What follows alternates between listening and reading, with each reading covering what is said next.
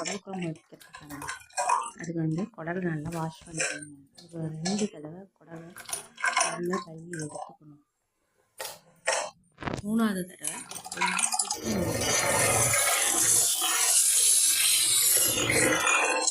நல்லா சுத்தமாக கழுவிக்கணும். நான் வந்து வெட்டியை வாங்கிட்டு வந்துட்டேன். நல்லா சுத்தமாக க்ளீன் பண்ணி எடுத்துக்கலாம். 3வது தடவை கொஞ்சம் சுடு தண்ணி ஊற்றிட்டு கொஞ்சம் கடலைப்பருப்பு மஞ்சத்தூள் போட்டு ஒரு 10 நிமிஷம் வச்சுருக்கணும். அதுக்கப்புறம் குக்கரில் போட்டு ஒரு இஞ்சி பூண்டு பேஸ்ட்டு போட்டு ஒரு 15 விசில் வைக்கணுங்க. 15 விசில் வச்சு சாப்பிட்டா நல்லா பூ மாதிரி வந்துடும்.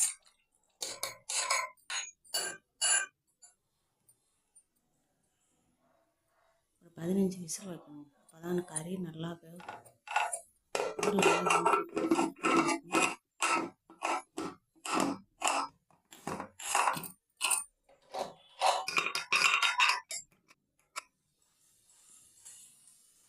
குடல் நல்லா வெட்டி சின்ன சின்னதாக